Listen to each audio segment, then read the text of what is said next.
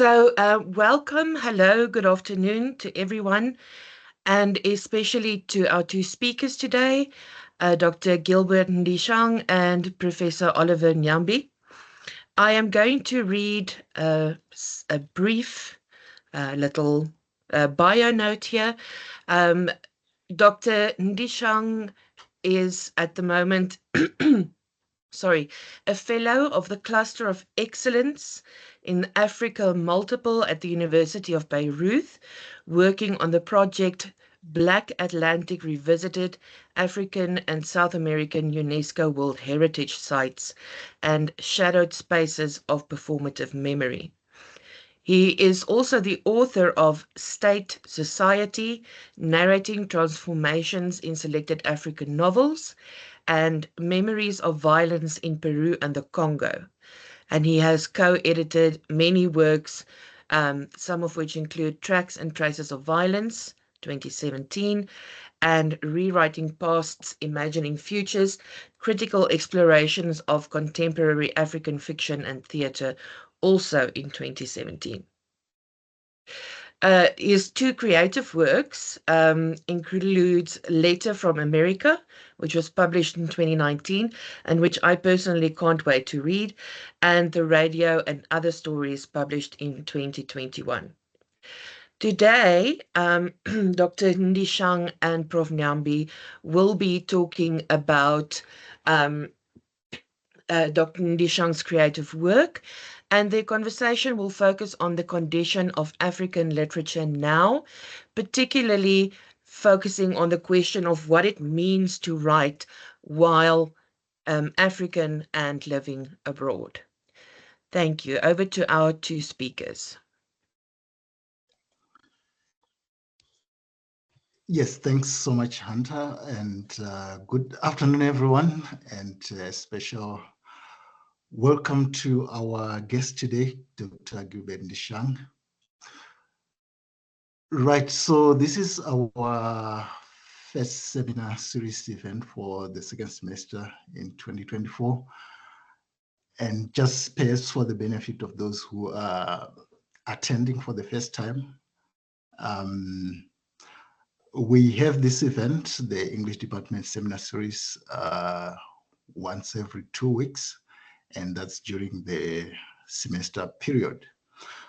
We mainly host invited guest speakers, and sometimes these are staff members from our department, but we've also had very fine presentations from our postgraduate students.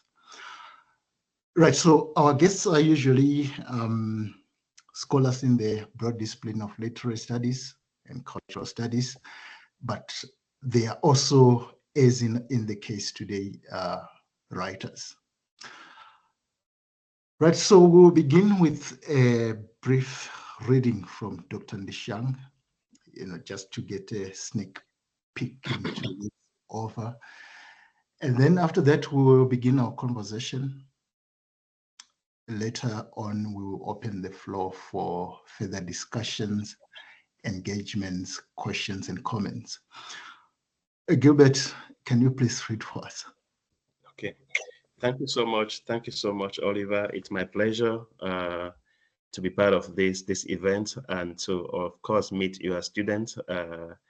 I've never been to South Africa. That's the greatest shock on my CV, which has a number of countries that I've been to, but somehow, I mean, thanks to technology, we are connecting, nevertheless.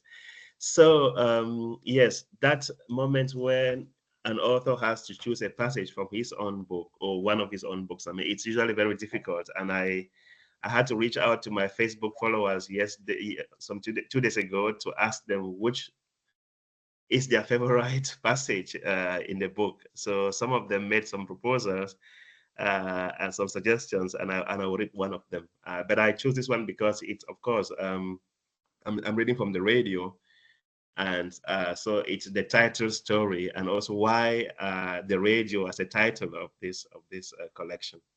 So you've given me 5 minutes for that. Okay, I will try to remain within the stated time. Okay. Sure. There you go again. If you are not sleeping with the radio, it's with the lamp. When shall you ever have rest, this son of mine? Asked my mom. To such a rhetorical question, you just mumbled, trying to let her know that you had something important to read that night. Your father would not meddle in your discussion. Staying quiet meant he was in your defense. Most often, however, your dad also needed the lamb to go through some of his readings or to prepare his lesson notes in advance on the eve of school resumption. On such occasions, he would concede to you the JVC radio. You would dash with the radio to your bedroom and begin the bittersweet task of tuning in for a favorite station. In those days, you had difficulties receiving FM stations in the village. The shortwave was relatively the most functional mode of reception. Most often, the available stations were the foreign ones. You became a faithful listener of BBC World Service, VOA Africa, Deutsche Welle, and so on and so forth, at a very young age. Some of your cherished presenters were VOA Daybreak Africa's King Richard Corte, Network and Focus on Africa's Robin White, and BBC Letter from America's Alistair Cook. When you visited Ellis Island in New York decades later, Cook was your imaginary guide.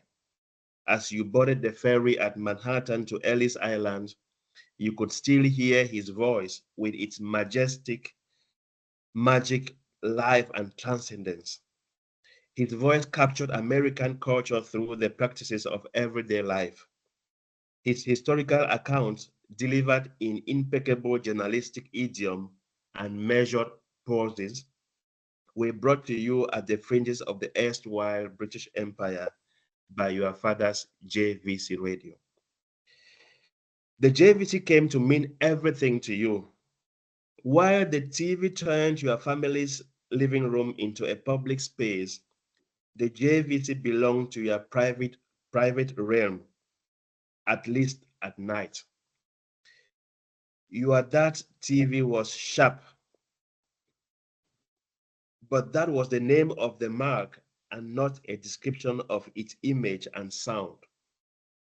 For the TV signals to procure basic visual comfort was an arduous task, characterized by a prolonged and tortuous adjusting of the 15-meter tall aerial antenna beside the house.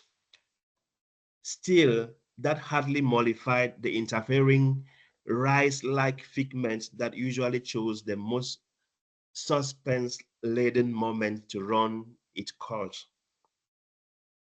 That often left the telespectators to complete with their own imagination what they saw and heard on the sharp TV.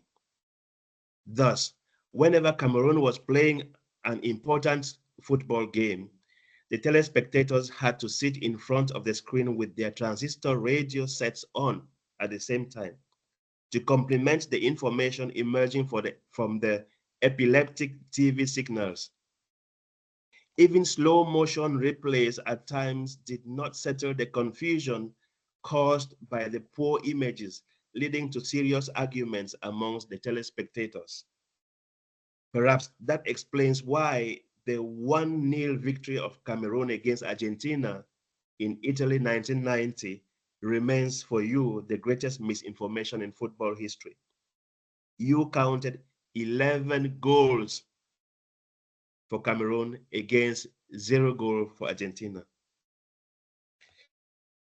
The TV broadcast used to start at midday, and prior to that time, the screen bore the boring and vexing image of a multicolor globe with a ticking clock at the base. Whenever there was to be a live football broadcast, the clock was slower than usual and snailed indifferently as worms churned in your stomach in anticipation of the game. The redemptive moments often came with the globe when the globe would gradually disappear followed by a musical intro. That is how you got to know Siwo and Kolo Sere by Jocelyn Berois, Komboti by Yvonne Chaka Chaka, Asimbo Nanga by Johnny Clegg and Savuka, Cicatrice d'Amour by Chala Mwana, and Gazette by Malitini and Mahotela Queens. Sometimes the intro was Wakoka Pampambe by the Cameroonian infant music group Rumta. I will just jump a bit, skip a bit, and then follow up with the radio now. That was a TV, of course, and most often in the middle of a very important news bulletin, the waves of the radio would gradually grow febrile and eventually fizzle out. That was usually the case during the rainy season. You would helplessly pin your ear against the JVC's perforated frame that contained the speaker to catch the last puffs of the vanishing voice. Most often, you felt with anxiety and desperation the voice of some of your favorite presenters disappearing into the background, not without leaving you with a torturing trail of names like Boutros Ghali, Helmut Kohl, Nelson Mandela, making you imagine what the news was all about. You strained your imagination to infer the unsaid and the possible denouement of vital information of which the JVC had left you with mere fragments and innuendos. Sometimes, in a bid to force the JVC radio to perform, you would turn off on the red button and then the green to turn it on again. Other times, you would simply hit the radio hard, hoping that would trigger some forceful cable connection or disconnection that would help recover the vanishing voice. Other times, it effectively worked, fired up by the half-dead Helsin's batteries, which you used to recycle by sunning them on the cemented veranda. When that was done correctly, the batteries were born again, giving new life to the radio. Most often, after hitting, an unrepentant cockroach would fall from the crevices of the radio and disappear under the bed or the cupboard. Thus, when turning the knob of the radio with scientific precision, you were unable to clearly make out if the subtle hissing sound that came out of the JVC was the promising sign of the voice of Robin White, Julian Marshall, Alistair Cook, Richard Kinkote, or simply that of an infant cockroach entangled in the wireworks of the radio. The stations that offered themselves more easily were BBC Hausa Service, Radio Malabo, Africa Number 1,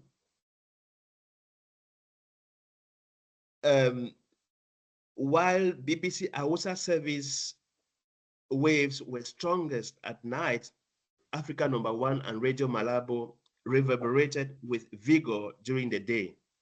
In the afternoons, these two channels would thrill you with the entrancing tunes such as Morikante's Yeke Yeke, Salif Keita's Africa, and Tekere, and Angelique Kidjo's Agolo. Amid the indescribable boredom that sometimes assailed you when you were left alone in the compound on a public holiday, these clips commingled with the currents of the rivers Gambia, Niger, Zambezi, Senegal, Limpopo, Nile, Orange, and Benue of your primary school geography lessons to remind you that you were part and parcel of a large mass called Africa. Okay.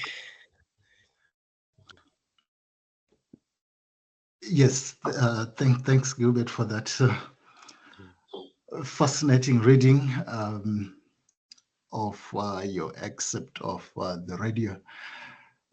Just for the benefit of those who may be interested, this book is available in the UFS library as an e-copy. So you can just go over there and delve much into the text. Gilbert, let's start from perhaps where we should. Yes, why do you write now? Perhaps as an adjunct to that, what aspect of your personality, perhaps your sensibility and or relationality, is affected or affects your writing? Thank you very much, Oliver. Yes, what do I write? And this is a question that I also pose to a lot of authors that I've had the privilege of interviewing. And so what I did was not to very much look at the questions that you sent to me, which is something important for me because the radio and other stories and Letter from America come from the heart.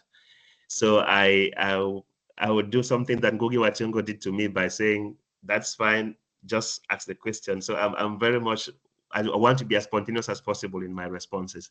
Yeah, sure. Yes, I write so as to remember. Remembering, of course, in the sense of recovering one's past events that might have passed, both at the personal but also at the communal level, but also remembering in the way that Ngugi wa Thiong'o himself uses it. I mean, to some sort of reconstitute, reassemble myself. Remember that I'm writing from the diaspora. And the radio and other stories for me was a text that enabled me to reconnect with my I don't want to say roots, but roots in terms of ROUTES, roots. So my trajectory. Yeah. So it was, it enabled me, or I actually wanted to remember the various places that have shaped me into who I am. So that's why the radio and other stories comes off as as a depiction of rural life, but also semi-urban and then urban and even diasporic. So these are spaces that have shaped who I am. And so going back to those spaces enabled me to, to recover my own humanity, to remember people who have played a role in my life and in my community, and to also understand myself. Why do I behave in a particular way? Why do I? And again, and this is where the radio itself, as the topic or as the title comes from. Why am I so addicted to the radio? And this is it still exists now. Remember that the prologue actually, or the first lines or pages of the story, the radio actually, it's where all begins. So I'm trying to understand, why am I addicted in quote certain things, and the radio being one of them. So that is where the story itself got its genesis. And yes, in line with trying to understand why am I the way I am. It's also because the radio in itself is an appliance that enables us to connect the local with the global. That enables us to make friends with people that we've never known, whose faces we've never seen. And it might interest you to know that most of my closest friends right now actually are BBC journalists, whom I've, thanks to social media now, Facebook, I've come to meet online, to share my story with them, and we've become very close friends. One of them actually even did a reading of Letter from America and sent to me using the very voice that he used to read news on BBC, and I was, so this is also the radio for me in particular enabled me to understand myself, to understand certain habitus, of my being, exactly, and also to reconnect with my community. As an author, what thrills you is when people from your community identify with the stories that you tell. And so the radio brought me that kind of, in particular, the radio brought me that kind of happiness, that kind of joy, that I've written something which does not exoticize my society, you know, but it reminds them of things that maybe they take for granted. Yeah. And so I've got a lot of testimonies really just telling me how it made them think about things that they had forgotten, or to look at certain things in a particular way. Yeah, thanks to the radio. Yes. The follow-up to the question, yes, the follow-up was what aspect of my sensibility has been affected by my writing? Yes, it's quite a, let me say, it has, I mean, as all writers, there's a certain element of introversion. I mean, there's a certain element of introversion that we bear in order to be able to take, you know, a step back and look at society. And so, but I've always been an ambivert. I've always been an ambivert, which means that I'm also someone who can easily share with others, who can easily, you know. So the radio actually enabled me to really be kind of to exteriorize my interiority. I mean, to really come out, because there are incidents that I narrate in the radio that I don't think that I would even tell someone, or like, you know. So but I use the medium of the radio to bring it out in a very humane way. There were passages that I wrote actually while crying, So the story, the radio, for me, it's one of the saddest stories in the book, but you would not notice it until you read and reread. Because you will notice that I'm making an analogy with between the radio and my elder sister who died. Yes, so the radio, the kind of conflictual and at the same time friendly relationship that I have with the radio is the same kind of relationship that I had with my sister, who is actually who is the alter ego of the radio, because the radio itself was given to my dad as a gift when my elder sister was born. So the radio has this double edge to me, in the sense of it's a bittersweet memory, you see. So at the end of the story, the radio, when I go back home after many years of sojourn in diaspora, and then the radio is still very powerful, like still emitting, and then I ask myself, but the age mate of the radio is no more, and by the side is the grave of my elder sister, and so this is the other part that I was able to exteriorize my pain, you know, the anguish that I live through, that I still live through. And that has also endeared me with a lot of people who also live with this anguish, but, you know, so, and they think that they are alone. So I said, and through the radio, I was able to demonstrate that we are all going through this moment, and creative writing enabled me to come out, you know, and express what I still feel about the death of my sister, through a story which would appear to some people to be a rather, like, you know, ludicrous story, like, really, but, you know, it has the other side.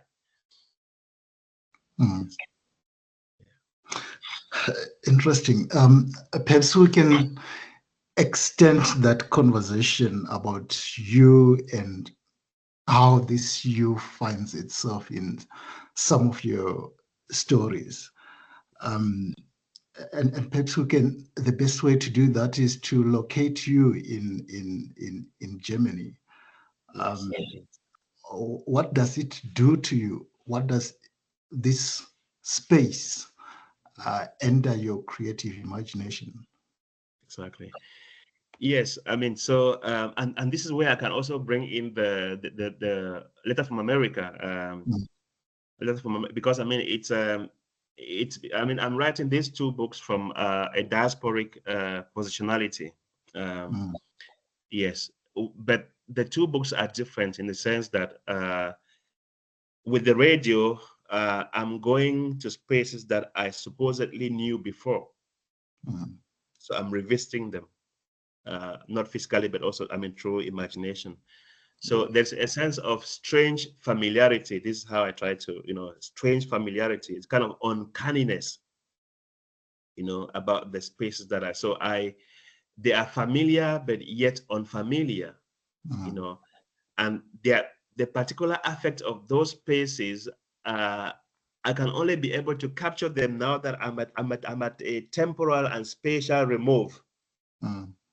Because when you are too close to something, you don't have that distance of discernment, you know. So, but when I came here, I could see that the peculiarity, the energy in some of the spaces that I live on or live through.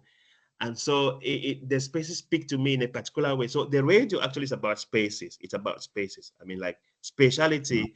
And just for your information, I had wanted to write a series of essays on spatiality, local, translocal, and so I began a series of, you know, very highly intellectualized as a literary critic. I mean, but I discovered that no, it wasn't going to, you know, to be as interesting as if I turned that, I mean, like through creative stories, through creative. So you can do a very interesting spatial analysis of the radio, because this is how I conceived it, about the spaces and space and how it creates and recreates who we are.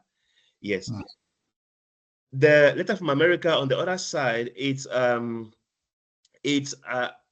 of a child who wanders into the, you know, in abroad, who wanders into foreign territory and tries to read meaning in relation to his own upbringing. So you can see that, I mean, in most of the pages in Letter from America, I'm trying to when I watch something, when I see something, I know that I have each and every one of us has a visual history, a psycho-visual history. So whatever thing you actually see, you relate it to something that you know from your own upbringing. So I was trying to, I mean, to portray my own kind of idiosyncratic way of seeing, you know, yeah. But now, while the radio deals with familiar territory, Letter from America deals with foreign territory, you know.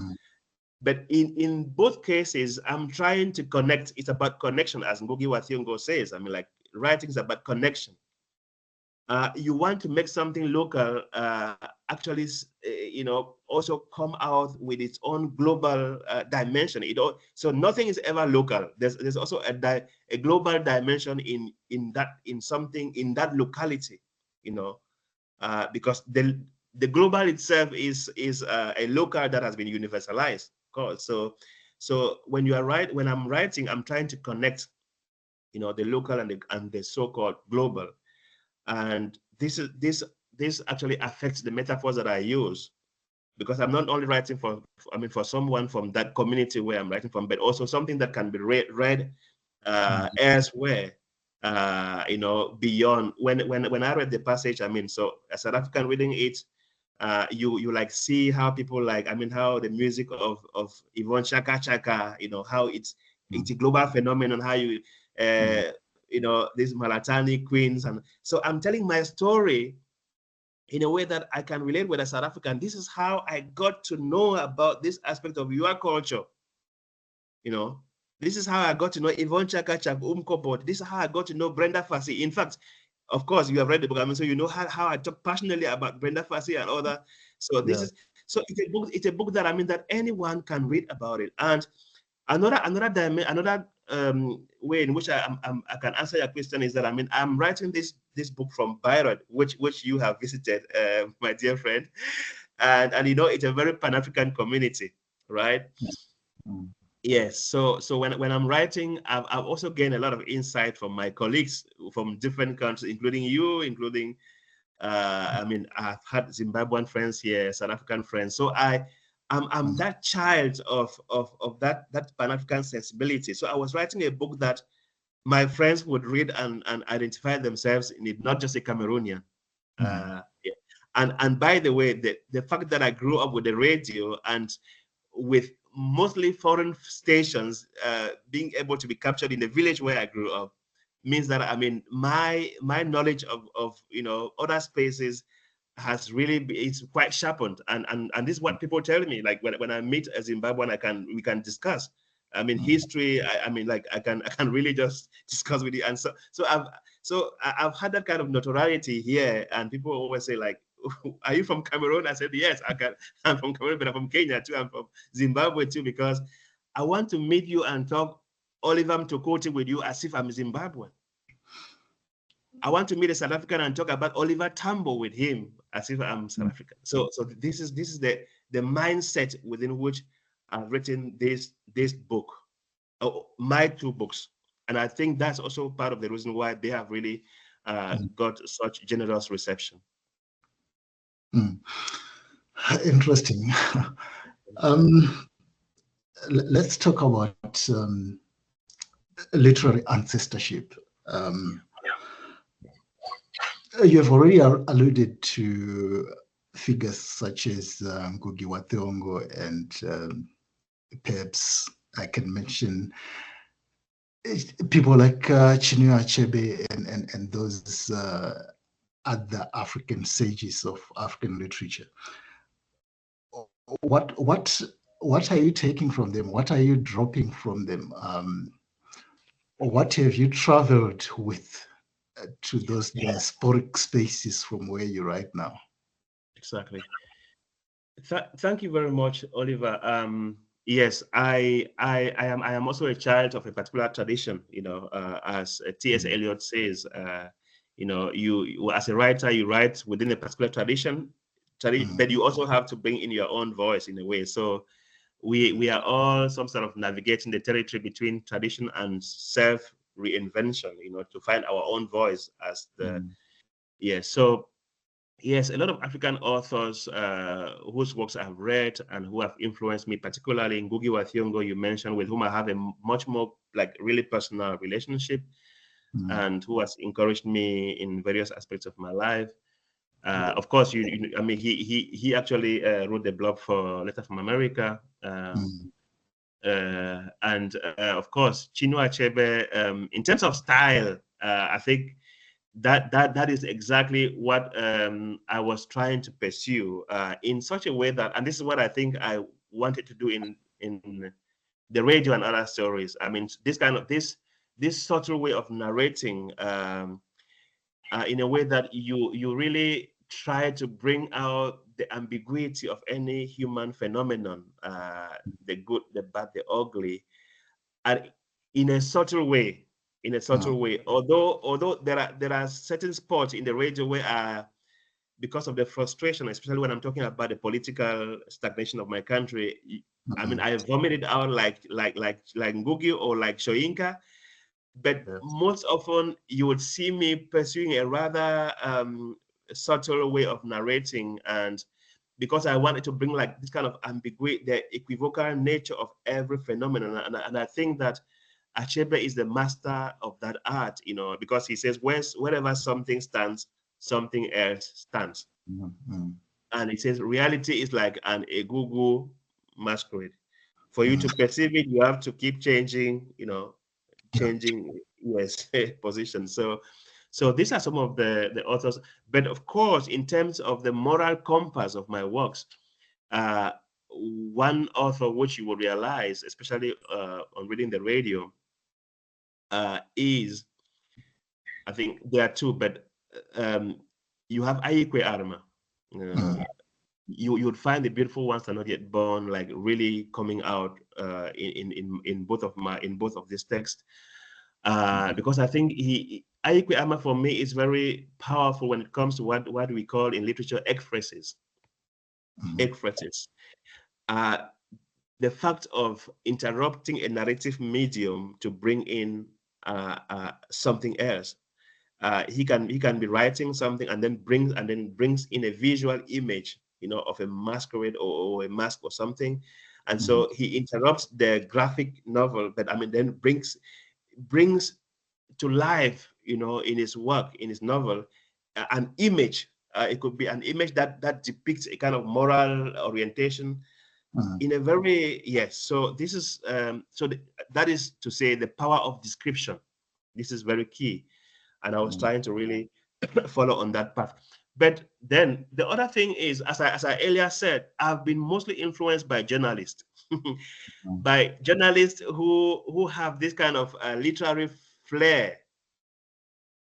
These journalists who have this literary flair, and that tells you why Alistair Cook in Letter from America is, Letter from America, I would say, is a parody of Alistair Cook, who presented Letter from America on BBC for close to 50 years. I mean, the one of the long-lasting radio programs ever, you know.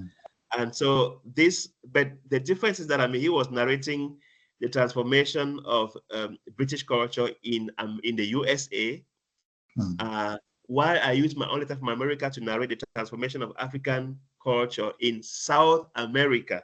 So this is how, but I was trying to parody him in that light. So radio journalism has been a huge influence on me, especially those journalists who have that kind of creative touch, you know, to their art.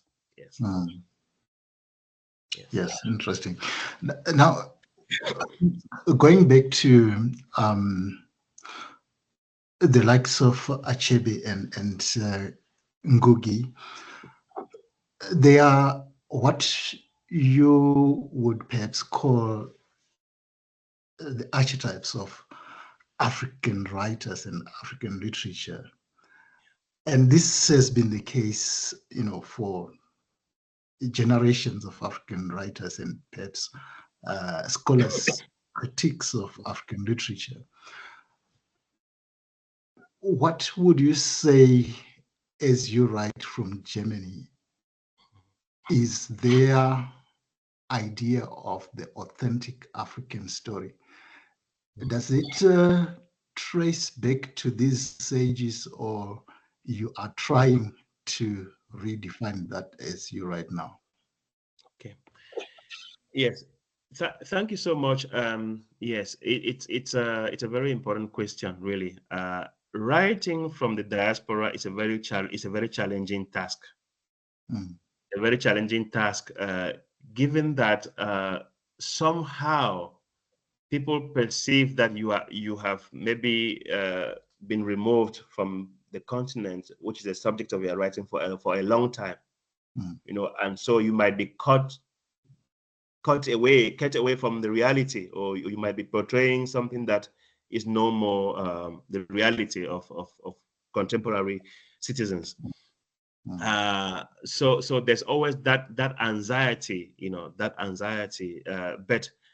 the fact is that the post-colonial African diaspora, you know, as opposed to, I mean, you have the diaspora of the slave trade, like the, you know, you know, Black Americans and all that, but you have post-colonial diaspora like us, for whom home is not an imaginary space.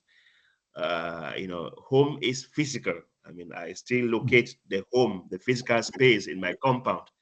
So there's nothing as creating something that doesn't exist or exoticizing, because I still connect with home. Even though I live in Germany, most of my communication through WhatsApp, to whatever, is actually with Cameroon. And in my specific case, with others, with Colombia, where I've also lived, and so I can say I'm really connected. To home, and if not for the war that is ravaging Cameroon now, I used to go home every year. In fact, whenever something happens home, I might actually be the first to hear and then tell my friends home that is what has happened. So, so in the era of social media in particular, diasporic authors are not removed from the reality home. They are still very much connected. They are through family, through WhatsApp groups, through mates. So that, as far as I'm concerned, I'm still very much connected to home. But then again, as an aspect of my response to your question, I see myself rather as narrating a particular phase of African history. If these authors, in particular Ngugi wa Thiong'o, they actually depicted to us the transition from colonial to colonial times, and then, you know, the wave of dictatorship with their dictatorship novels and all that. A very important dimension of my writing is actually the transition from autocratic state to supposedly democratic dispensation. And that's why you see that I narrowed down so specifically on, on the years 1990s, the 1990s. It's not only about football, which I read about Cameroon, Argentina, which is the historic game that almost every, if we say 1990, all Cameroonians at Cameroon, Argentina, when we defeated Argentina. But it's also the year where we had a forced transition from one party rule to supposedly multi-party system, And so those were the years of my primary school, and that is so peculiar to me because it's where the dreams of youth of my generation were buried, And in the specific case of Cameroon, I was born in 1982. That's the same year that the current head of state came to power, and so I have never known a different head of state apart from Robbie, who is then 92 years old.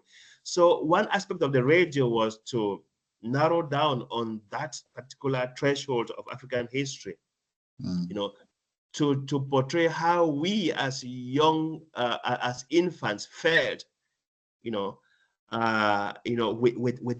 that failure of transition to a more democratic dispensation that would have made life. Maybe I would never have traveled abroad if we would have had a representative regime that takes the interests of its youth at heart.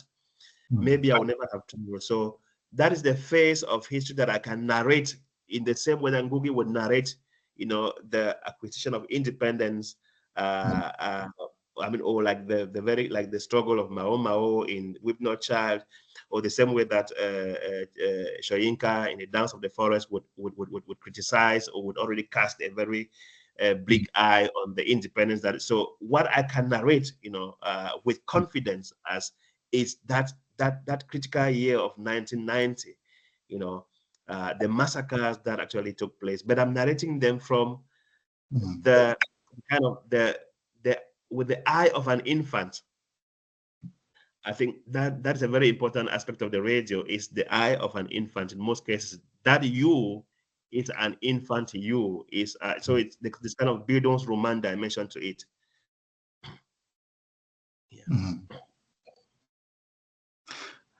Interesting. If I can take you back to this sort of tripartite connection between you, Germany as the space where you're writing, and your writings. We hear about the rise of the radical right, for instance, the AfD, Alternative for Deutschland. We hear chants of Ausländer raus, or foreigners out. We tend to see Europe right now, or Germany right now, as persistently morphing into a treacherous space where it should be difficult for an African mind to write. Are we wrong? Are we wrong? Yeah. Thank you so much, Robert. Oliver, this is a very important question. It's a very current. It depicts a current situation. The current situation. It's awful. It's awful. And I think it's not even only a European phenomenon. It's almost global. You are also, in a space where it can be troublesome. It's also like it's a global trend which is very deeply troubling. But you are right. All over Europe and Germany is not spared. There is the rise of the far right, and especially in the eastern part of Germany, with its legacy of of communism and the fact that it's the high rate of unemployment there. So foreigners are some sort of scapegoated. It's a deeply troubling situation in Germany, in France. In France, the far right almost won the elections, and it took some sort of kind of political gerrymandering to be able to to counteract the force of the far right. So yes, it's a very troubling moment for us here. But the interesting thing about Germany is that because of its history, it's a country where laws are at least respected, where the belief in legality is very high, despite the fact that there are these counter-currents that are deeply troubling. But the fact that in Germany people still hold on to the law, so that makes it a bit, it tames a bit that wild xenophobic sensibility that others would have maybe exploded or maybe expressed it more, but Germans are fundamentally afraid of the law. And so why in the big cities we have such incidents, and maybe in many parts of the East, it is still a place where one can live. I won't say it's an alarmist situation. It's preoccupying because it's a global phenomenon. But so when I'm writing, for instance, and you see that in a passage in the Letter from America, there's a passage, there's a moment where my Peruvian colleagues ask me, how is life in Germany? What about the racism? So I tell them two incidents, one after the other, that one deconstructing the other. So I hope that your students are going to read that, but it's just to say there are always people who are going to be friendly to you, who are going to be understanding, whom you can have on your side, even though they are Germans, they are whites, who have gained a wide, resonance of what it means to be human being, and they're empathetic, and then on the other side you have these people who are still in this fictional world of the Aryan supremacy. So this is unfortunately the ambiguity of our life. And yes, and also, as I say, it's a global thing, because in my own home country, Cameroon, now, the degree of ethnic tension is very high, especially with a regime that has been in power for that long. So there have been a lot of ethnic tensions, and this is like simmering up very, very, very openly. In some of the spaces in Cameroon. You are Bamileke, you are Anglophone, you are this and that. So this is troubling, not only here but also at home, and that's why it's incumbent of us in the humanities and in literature, in comparative literature, to really keep giving this other alternative of our shared humanity, to really keep using such spaces to to portray and to project an alternative vision, to the world. Yes. I am being reminded that we are only 7 minutes before we end. I still have a few questions to ask, but I think I have to open the floor now to questions, comments, and any further engagements from the audience.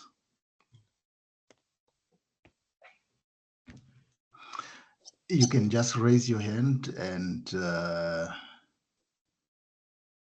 converse with Dr. Ndi-Shang. That's why we wait for those, Gilbert. Yeah.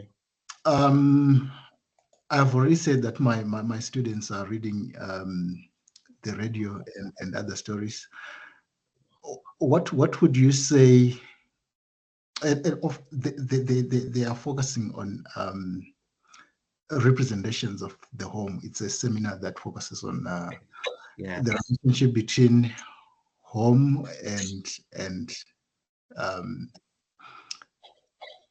authorship, basically. What would you say are some of the most critical motifs they should not miss when they are reading this text? Okay. Okay. Wow. This is really important. Important question. Home, and I would, as a matter of fact, also encourage them. I mean, if that is the focus, I mean, to also read Letters from America, because this would also enable them understand what I consider home within the larger Pan-Africanist vision, of home. What Latin Americans consider to be home, and when they see me, they say you are from home. They don't care whether I'm from Zimbabwe or from Cameroon. They say you are from home. So yes, home. This is very, very, very important. Yes, it is central. It is central to the radio. I would say a greater part of the radio takes place at home. And when you are reading about home, you should consider things like homeliness, unhomeliness. Home can be very unhomely, And when I was, Oliver, as you know, as much as I do, writers never have singular influences. Sometimes some of the influences are actually unconscious. But with the aspect of home, I was thinking. I wrote this novel, this text, also thinking very much about Kafka.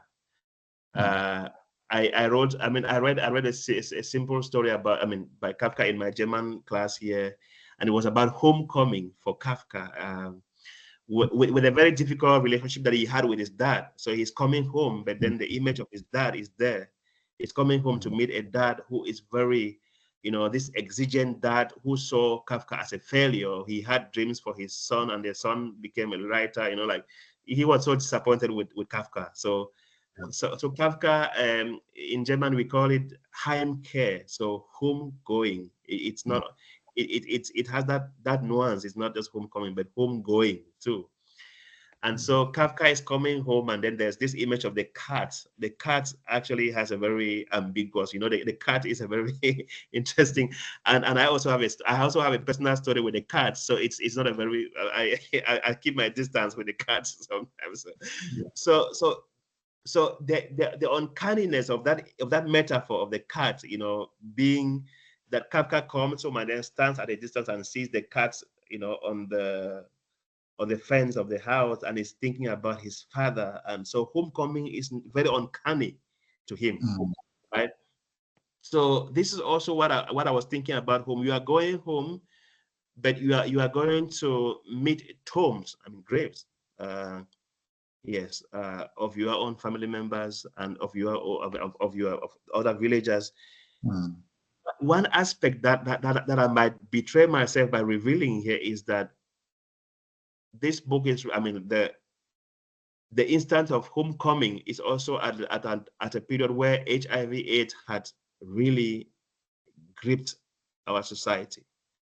I don't mention it anywhere in the text, but beyond the family graves now, I'm talking about other villagers who actually remain in my memory, but whom I only meet in the form of graves. Now, we didn't know like the individual cases, what this or that person died for, but it's the multiplicity of deaths that occurred, and the fact that I'm going home as a child who does not forget anybody. This is the author, but also me. My mother tells me, you don't forget at all, because I keep telling her, I keep asking her, what about this mother, this poor mother who used to come and beg for, and you would give her salt. And she's surprised that, for after so many years in the diaspora, I still remember particular, mothers, from very difficult backgrounds. And so home for me is not only my family, is that sense of communal belonging. I want to remember everybody in my community. And one element of the radio that has been, it's about remembering, that the capacity to remember almost everyone, because it also enables me to express my humanity. Everybody matters to me at home. Yeah. So Gilbert, yes. I have to stop you. Unfortunately, we have run out of time, but I don't see any hands up or questions in the chat box. Oh, there is Doreen. Doreen Tivenga. Okay. I hope Hunter will allow us a few more minutes to Sure. get. I don't have a problem. You can go on as long as you like. It's fine. Go ahead, Doreen. Okay, I thought that Hunter was going to hunt us. Okay. Okay, let's hear from Doreen. Okay, thank you so much, Oliver. And how do you pronounce your name? Ndi-Shang. You have done it excellently well. For that interesting conversation. Yeah, my question is related to the issue of your connection with other African writers, writers who have inspired you, yeah, like writers who have inspired you. You talked mainly about Ngugi wa Thiong'o, Chinua Achebe, Ama, those renowned canonical African writers. But I'm just thinking of what is happening right now in the literary scene, contemporary literary scene. We have a lot of writers who are writing, and it's even very difficult to keep up, right? And some of those writers are just writing from the diaspora, just like you. So my question is, are there any contemporary writers that you can say you connect with, or that you can advise somebody like me maybe to read? You know, if somebody asks you maybe to give them a list of writers that you can recommend that they read who are contemporary. Great, and who are diaspora based and based in the diaspora. Yes. Wow, that's a very important one. And lest you didn't know, and I think Oliver must have told you, don't mind me talking so much about Anglophone writers. I'm a specialist of Francophone literature, first and foremost. So I'm in a department actually of Francophone literature and then comparative literature. So I teach actually most of 90% in French. So most of the authors that I might also maybe lead you to know are Francophone authors. Yes, whose works I really, really, really admire. And so let me begin with Francophone authors.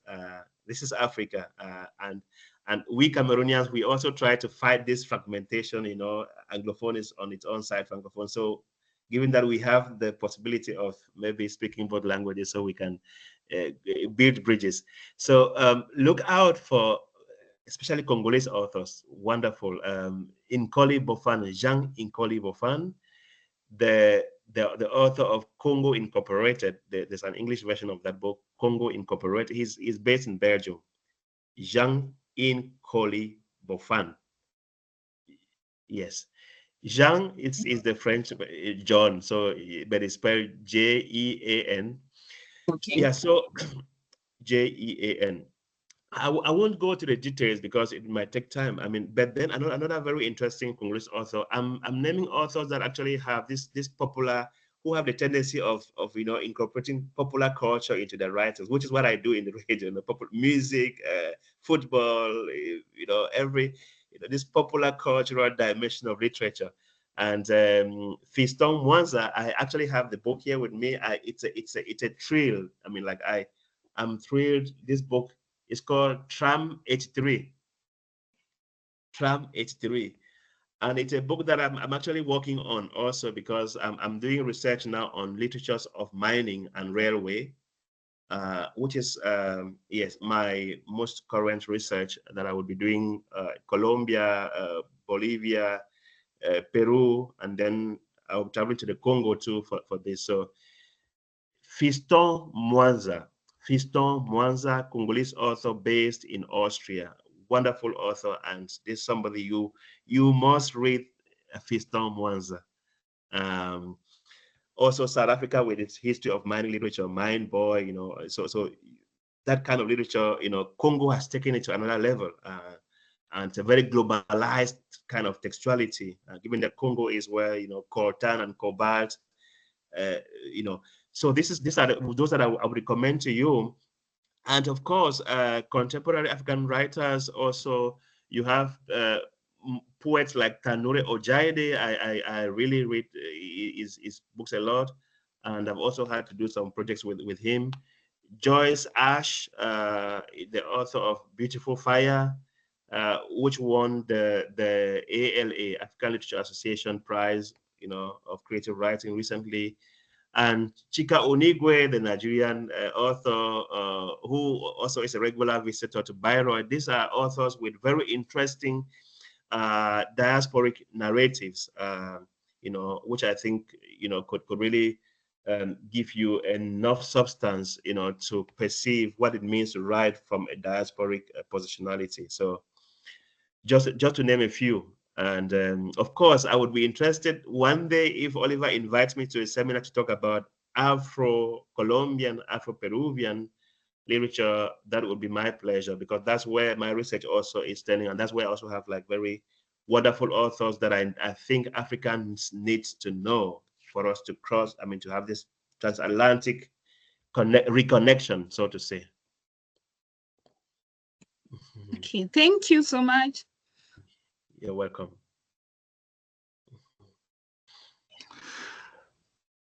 Right, so much to look forward to. We are way over time now, and this leads me to once again thank you, Dr. Gilbert Ndi-Shang, for doing this. We appreciate you very much.